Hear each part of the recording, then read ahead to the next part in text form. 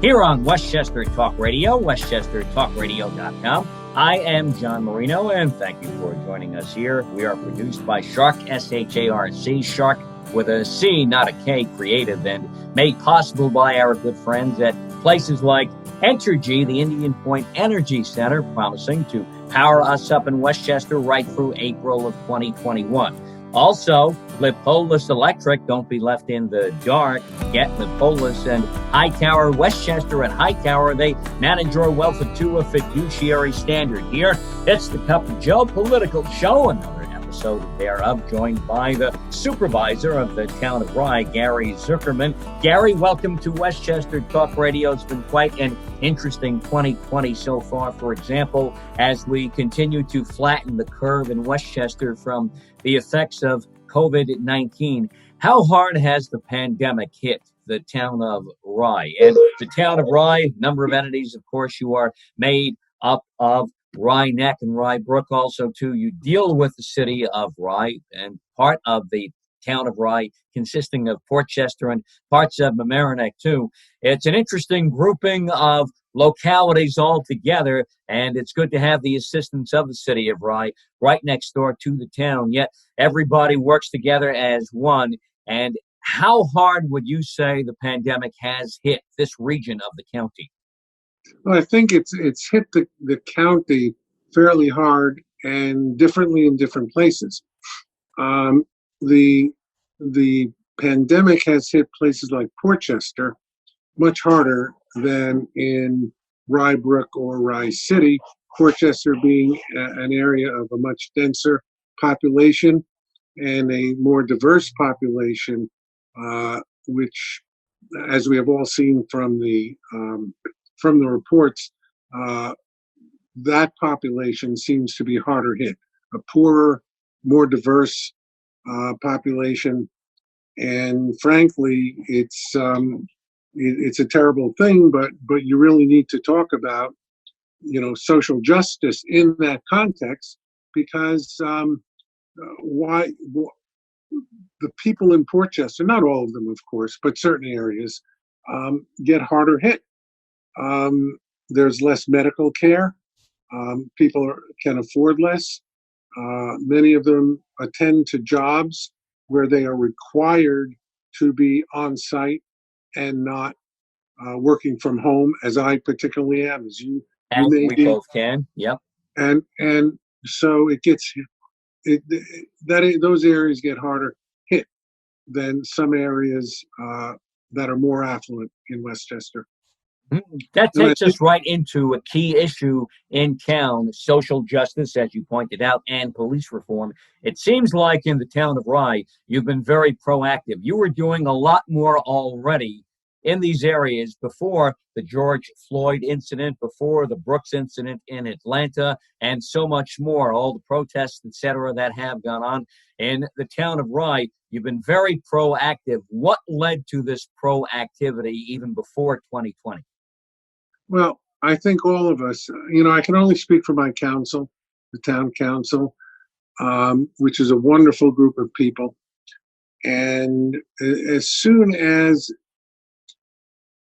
we got reports, and not just us, of course, throughout the county, of incidents of religious injustice, racial injustice, back in 2019, we passed a resolution, which we call an anti-hate resolution, as some other representative governments did.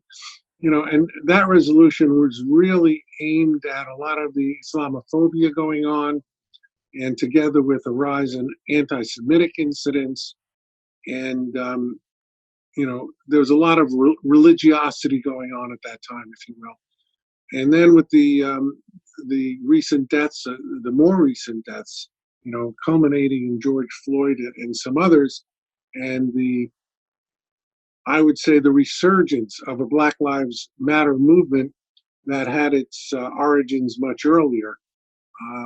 But the current resurgence impelled us even further. We passed a resolution that we call not only an anti-hate, and not only Black Lives Matter, but a BIPOC, Black, Indigenous, and peoples of color BIPOC, BIPOC. Correct, correct. But we've gone more than that. Lindsay Jackson, our councilwoman, Pam Jaffe, our councilwoman, stepped up and said we have to do more than pass resolutions. And yes, we've marched in parades. I've spoken at a gathering, Black Lives Matter gathering, but we need to do more. And so we have started a committee to reach out to the other communities, to Portchester, Rybrook, because the town of Rye can act as an umbrella. So the two chairwomen, Lindsay and Pam, are doing a listening tour, talking to other electeds, to organizations, to find out what we can do as a community to take positive action, not just rallies, not just marches, but positive action to make a difference in the social justice sphere. And of course, it includes what we alluded to before: medical justice,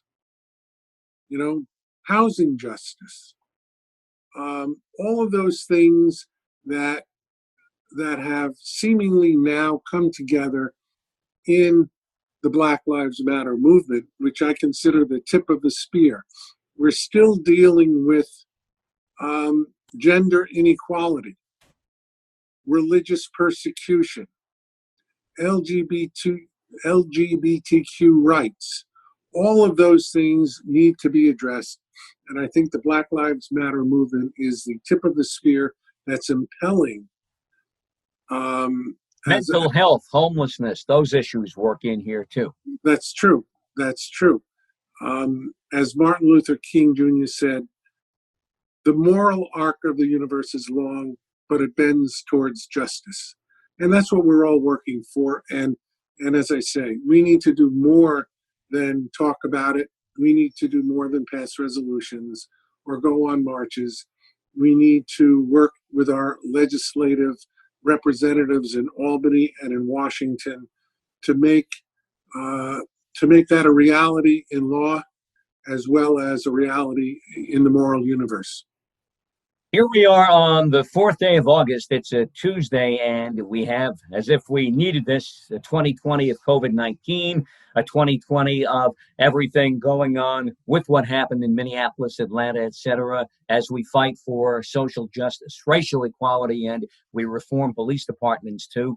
On this day here, the 4th day of August of 2020, this Tuesday afternoon, we are together. I see the dark swirling clouds behind you there outside of your tall glass window at home, and we have a tropical storm moving through our area today. How does the town of Rye deal with situations like this, with a storm like today's, and also knowing, too, that in the town of Rye, you are still dealing with the effects of Hurricane Sandy back in 2012? Yes, I'm looking out my window at the trees, just shaking in the breeze. As you know, first of all, the city of Rye is not part of the town of Rye. But we all work cooperatively together. And I have to also thank the county executive, George Latimer, and his team, because he coordinates a county-wide response and has regular briefings for all of the local officials so that we're all on the same page, and he gives us information and we act accordingly. The various villages and cities have their own responses, their own crews. Rybrook, Portchester, the city of Rye, Mamaroneck, they all have highway departments, they have police departments, emergency services that spring into operation, and all are working cooperatively with each other. From the town of Rye's perspective, we don't have a highway department or police department, but we do operate two very large parks. And our response is to make sure that everything in those parks is secure, battened down, if you will, especially at the beach. Rye Beach, also known as Oakland Beach, which suffered severe damage during Superstorm Sandy in 2012. and for which we have just repaired the seawall. That's the main thing we checked on this morning, is making sure everything is set, and we expect to be battered. If we're not battered, great. If we are, hopefully we'll be prepared and we'll suffer only minor damage.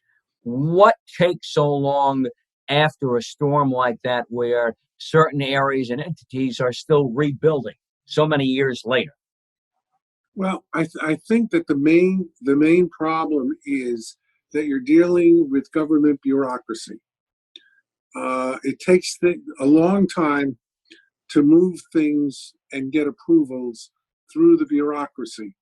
For example, the seawall itself was damaged, and FEMA was supposed to reimburse us for the cost of the construction. But in order to do that, you have to submit plans to them. They have to approve the plans. Their plans get modified. They have to approve the modifications. You set a timeline, and then the timeline expires. You have to apply for an extension. You just can't go out and hire somebody and do the work because you don't have the money for it. The seawall, it costs approximately $1.3 million to repair. FEMA reimburses 90%. In order for us to pay for it, we have to go out and get a bond for that. And then we have to go to bid. We have to get it all approved. So it takes a while. It's not like, private enterprise, saying I'm going to do it and then doing it. It's not like fixing your own house, for example. Not like that at all. Where you get a contractor, you do the work. The only project that I can remember in recent memory, and that is since Robert Moses, the only project is the Cuomo Bridge, which we have to hand it to the governor, whether you like the way he did it or not. He said he was going to do it, and he got it done. But that's one of the few, because he controlled the purse strings, he controlled everything himself, and he said, I'm doing it, and he got it done. When you're dependent on other entities, it just takes longer. And, we're moving through our own other projects that we've done a great deal with. One of the things we're most proud of is our park called Crawford Park. One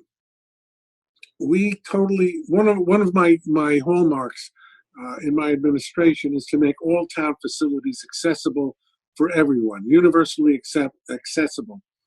The mansion at Crawford Park was not accessible, couldn't use the second floor because there was no elevator. It had been neglected for many years. And one of our projects was to restore that, and we've renamed it the Crawford Community Mansion, Crawford Park Community Mansion. And that project was quicker. We didn't get any grants for it. We had applied, we didn't get grants for it. We determined it was necessary to go forward. So we issued our own bonds, went out to bid, and we got it done. And we got that done from the time, it took us a longer time to make the plans than to do the mansion. We had the whole thing done in approximately a year to 2 years, start to finish, planning to done.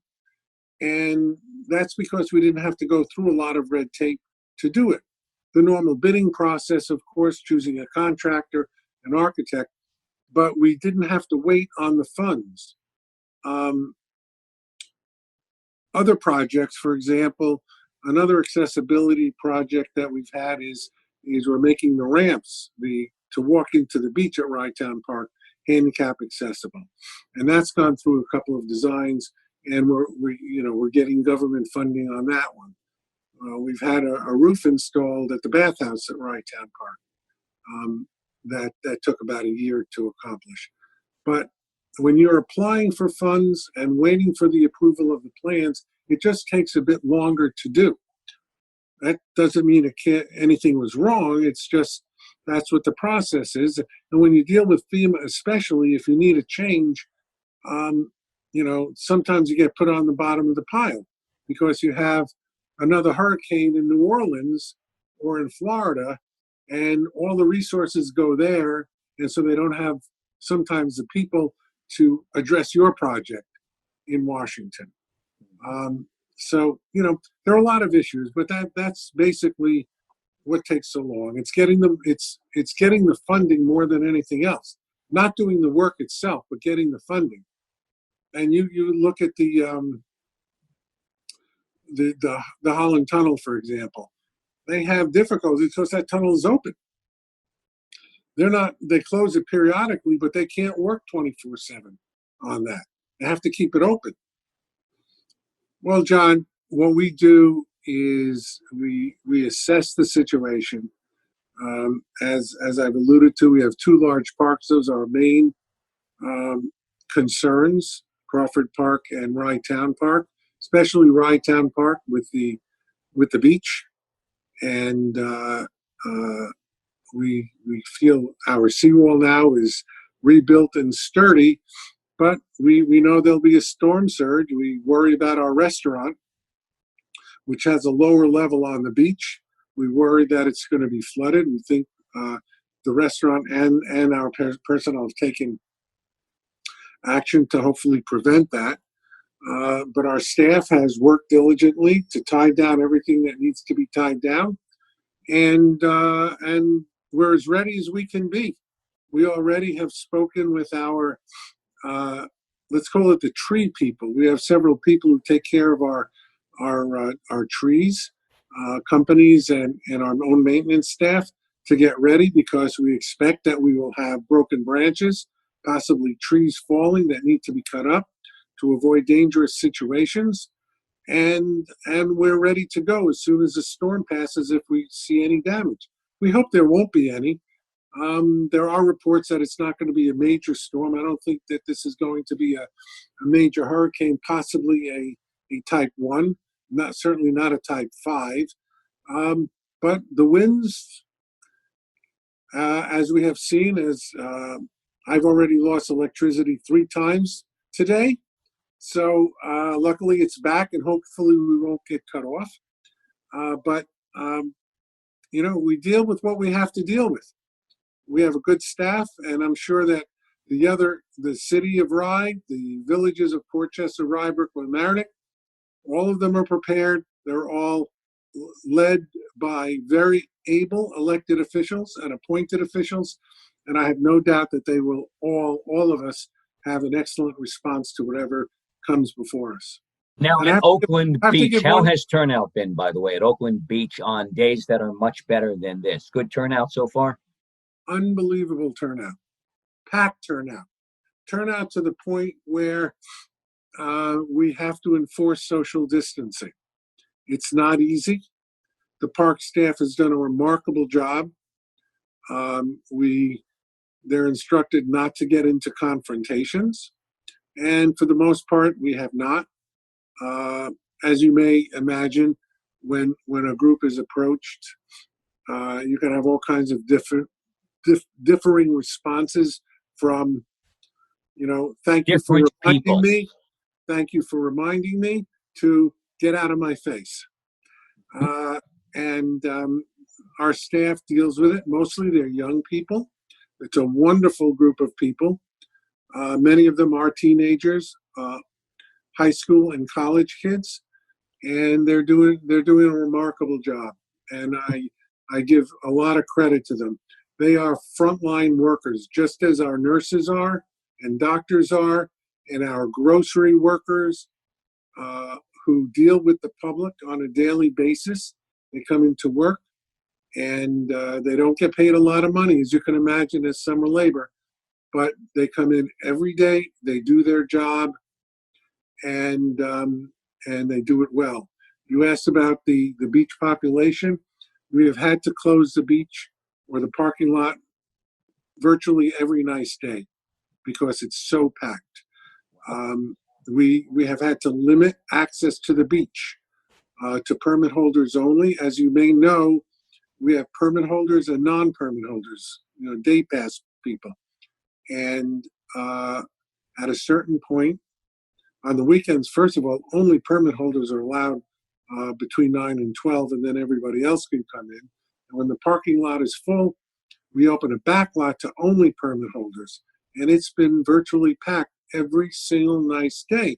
And one of the reasons for that is for a long time, we're the only game in town. All the swimming pools were closed. So some of the other beaches were closed. So Oakland Beach was the only place for people to go and get sun and get some surf. And it's packed. It's packed. We're happy about that. But No doubt about that. And you're happy about, too, the response to Hurricane Sandy from 8 years ago, which takes time, obviously. You see the L train getting shut down for an extended period from Manhattan to Brooklyn, the Holland Tunnel being shut most nights every week for repairs for a few months now. And I understand that this project may go on a couple of years. A lot of entities around our area still dealing with Sandy 8 years later. And finally, the seawall in town has gotten done. that is correct. It took a while. I didn't even find out until January of 16 when I took office. In fact, until the summer of 16, that there's even an application to do the seawall, until they reminded us, if you don't get it done, we're going to cut off your funding. And I said, what funding? And then we looked into it and said, oh, so we had to restart the project. And yes, it took a while. Designs had to be redone. We had to make changes to the original design.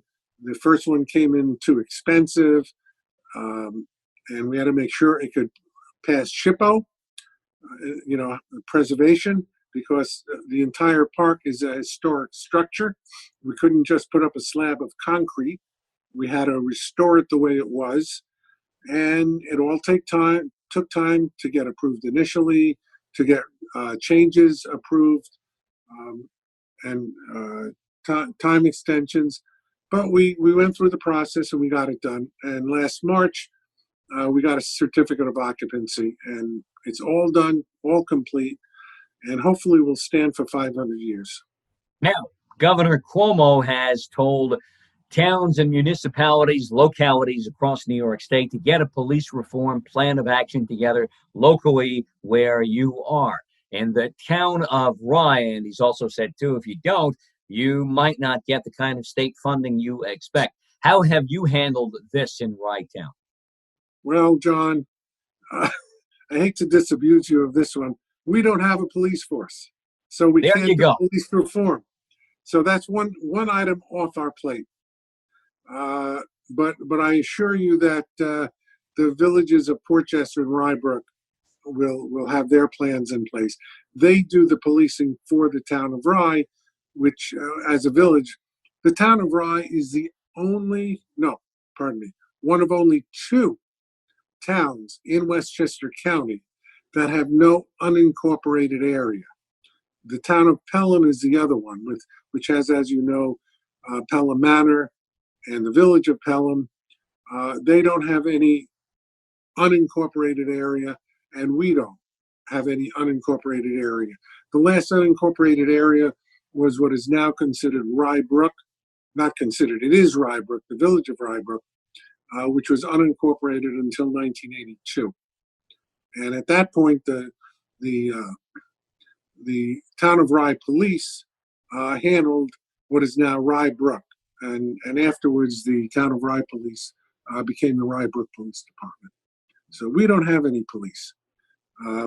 But the village of Portchester and the village of Rye do an excellent job for us.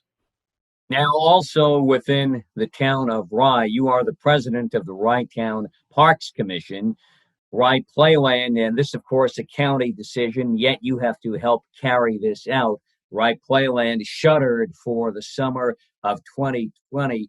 Kids in town, what do? They come to Rye Beach, of course. Playland Beach is open now as well, but they weren't open when we were open. They didn't open until, I think, the first week in June. We were open all of May, so that's one reason why our beach was so crowded at that time. We were the only game in town. And people still, because of our limited parking, people will park at Playland and come over to Rye Beach as well. So we work with them, and I know the obviously the people who run Playland and Playland Beach, and they're very competent county commissioners that do that. And we work closely with them.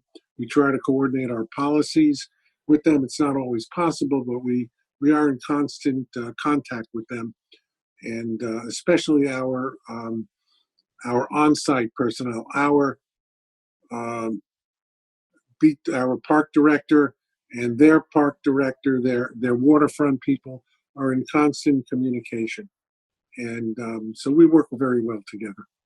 The school season just a few weeks away. Your thoughts on reopening schools? Should we be sending kids back to the classroom? Should kids operate from home like they did the last few months and work from home with their teachers online? Or do we need a hybrid model of some in school physically and the rest at home? Well, as you know, this is not my area of expertise, but as with most things, I do have an opinion. Everybody, every public official I've spoken to has an opinion on this. Yeah, I'm in favor of the hybrid model for our area. If I lived in a place like Florida or Texas, I would be opposed to opening the schools at all. But our cases are down remarkably. The last figure I saw was a couple of days ago. I didn't check today, but we had 4 cases in the city of Rye, 4 cases in Rybrook, and 21 in Portchester. As you know, Portchester is a much more diverse and a much more dense community than either of the others, but their cases are way, way down also. So my feeling is that a hybrid example with much planning that will be approved by the state is probably the way to go.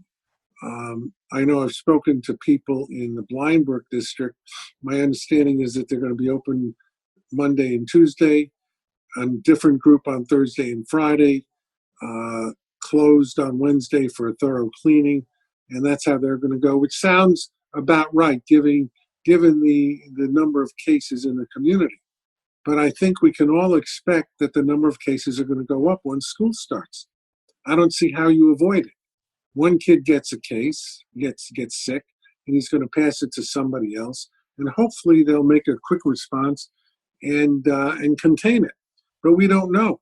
What we want to make sure of is that if we do get some cases, which we will, that it's contained quickly and appropriate actions are taken, and we avoid a spike. We don't want to see what's happening now in Florida and Texas. Even if it goes up, we hope that it goes up on a very gradual curve that is controllable. So, that's my view for whatever it's worth. As we move along during the second half of 2020 now, the effects of COVID-19 affecting hotels within the town of Rye, specifically in Rye Brook, the closing of the Doral Arrowwood, the Westchester Hilton, the one-time Rye Town Hilton, budgetarily in town as you head towards a new year now. How do you make up for the lack of tax money from those hotels and also from other entities that I'm sure had to close in town, unfortunately, because of the pandemic? And just from the standpoint of not having those hotels there, I looked at that area as Hotel Alley, just from a prestige standpoint. How do you make that up? I don't think you really can. I think that there are big problems. The village of Rybrook is I wouldn't say dependent, but they depend on the hotel occupancy tax. You have 2 large hotels that are generating zero. Forget the real estate money, generating zero in hotel occupancy tax that goes directly to Rybrook. Doesn't affect the town per se, but certainly the Rybrook budget, and that's going to have to be made up for in an increased tax rate or a cut in services. I mean, it's not, municipal finance is not very difficult. You have to balance your books. You either raise taxes or you decrease services. There's really no other way to do it. Or sometimes both. Sometimes both. Or a combination of both. that's what you have to do. The immediate effect on the real estate value is not going to be affected in the villages or the school districts. The town of Rye has to make whole the school districts and the villages, so that if the village levies a tax, they give us a tax warrant. The schools give us a tax warrant. We collect the taxes and we pay to the village or to the school district, or in fact to the county. If we're short on taxes, they still get their money. We have to, if all else fails, issue a tax anticipation note to make it whole, in which case we would then have to pay off that note with increased town revenue. Right now, for example, I am pushing my attorneys. We have people who have been in tax arrears for 3 or more years, and they are subject to auction, the properties. So I am pushing my attorneys to push those auction figures. And we're not talking about people in a hard time because of COVID, in the last 6 months. We're talking about people who haven't paid their taxes for 3 or 4 years. The law doesn't allow us to foreclose for a period of time, but I am pushing our attorneys to do that so that we can get our money in, so we can make the school districts and villages and the county whole when the time comes to do that. Now, what happens with the real estate over at the Doral, Arrowwood, and the Westchester Hilton? What happens with all that, with those properties now? Well, I don't know what's happening with the Hilton because they just closed. The Hilton is actually up to date in taxes. They don't owe any taxes yet. They're 100% up to date. Arrowwood, on the other hand, is over $1 million behind. And we have sent letters to them. But if they do not pay their taxes and sufficient time elapses, the town will foreclose. The town will take the property. There's no getting around it. We don't expect that to happen because the person holding the mortgage ultimately will pay the taxes because he made an investment, and if the town forecloses, he loses his investment. It's not just that we collect back taxes and give the money to them. We take property ownership and we own it, and they lose everything. So we don't expect that that's going to happen, but we're going to proceed as if we can, and we'll do the best that we can. In the meantime, we will make the villages and the county and the school districts whole. We will make sure those levies are paid so that the village does not have to lay off highway workers or police, and the school districts don't have to lay off teachers. Right Town Supervisor Gary Zuckerman, glad we could get together here after a few years, and you've been in office since 2016. We were at another broadcast facility entity supposed to get together right before my time at that facility entity came to an end a few years back. You had just been elected, and 4 years later, here we are. Very happy we had the opportunity to talk. I want to wish you and yours best of luck in the rest of this 2020 here. It's been some years so far with the pandemic, with the cries for social justice, everything that's happened in that area with the protests, et cetera, and now today's tropical storm. Gee, who knows what else 2020 can bring. Let's hope at least we get the baseball season to follow through and play their 60 games and the postseason and see that happily come to an end with. I'd love to see a Subway Series this year. I don't know if that's going to happen on the Mets end, even though I'm a Mets fan, but let's hope for the best for everybody in our tri-state area all the way around, and let's hope we get to do this again not too far down the road. Well, I hope so too, although I have my doubts about that baseball season, seeing what's happened with the Marlins and the Cardinals. Yeah, so with the Cardinals after the Marlins and the Phillies being sequestered for precautions basically for a week. It's been a tough go. And as a Mets fan, I say maybe they should cancel the season the way they've played so far. But you want to see everybody be healthy and play all the way through. And let's hope for the best overall. Thanks again for joining us. I have one thing to say. Yeah, go right ahead. One hopes that this too shall pass and we'll all stay healthy. And Yeah. it's been a pleasure being on your show. Call me anytime, and we'll fill in again. And thank you. Do it again. Hopefully under better circumstances with the pendulum swinging in the right direction in all of these areas. Gary Zuckerman, Town of Rye Supervisor, thank you for being part of Westchester Talk Radio. Thank you. WestchesterTalkRadio.com, produced by Sharc, S-H-A-R-C, not a K, with a C, created. You see the logo in orange behind my back here. Got the Westchester Talk Radio with the big microphone logo over my shoulder here also too. And we are brought to you by our good friends, made possible by the people at Entergy, the Indian Point Energy Center. They promise to keep us powered up right through April of 2021. Lipolis Electric, don't be left in the dark. Get Lipolis. Hightower, Westchester, managing your wealth to a fiduciary standard. A thank you to all of our heroes, the frontline workers, handling the pandemic and so much more. White Plains Hospital Center, we thank you. Wartburg Healthcare and Rehabilitation in Mount Vernon. Also, Parker Sterling Realty in Bronxville and Michael Labriola Landscape Design and Construction. Thank you, one and all.